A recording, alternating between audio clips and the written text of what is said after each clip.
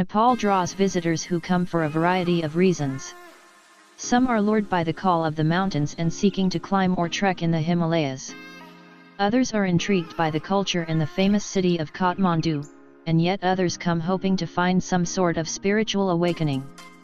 Nepal can be an adrenaline adventure, a cultural eye-opener, or a life-changing experience, depending on the itinerary and mindset of the traveler.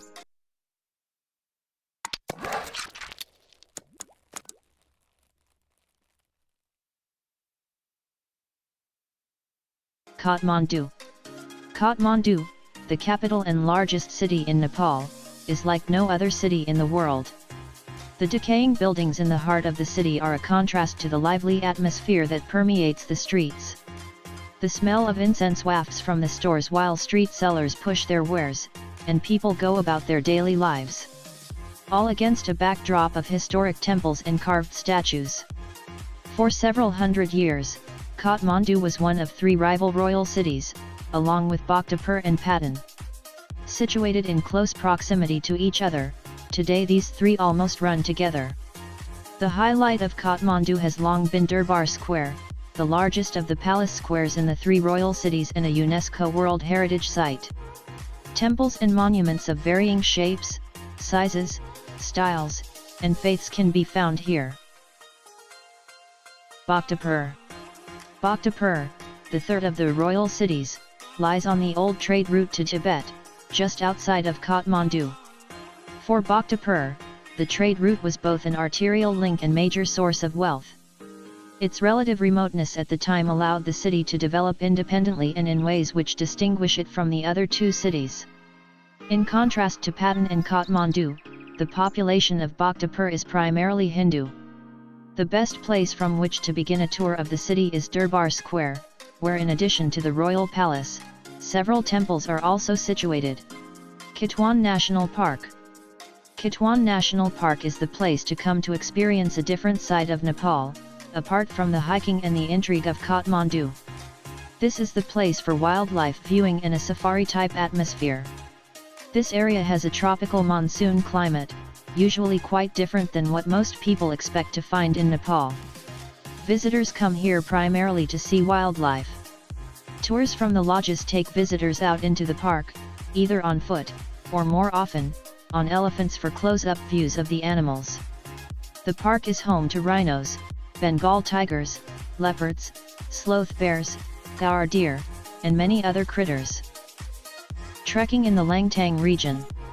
The Langtang region, home to Langtang National Park, is an incredible area for hiking. With some high passes, extensive views, old monasteries, and beautiful mountain scenery with rhododendron forests that bloom during the spring hiking season. It is less developed than some of the other popular trekking areas in Nepal and generally less busy on the trails, despite its close proximity to Kathmandu.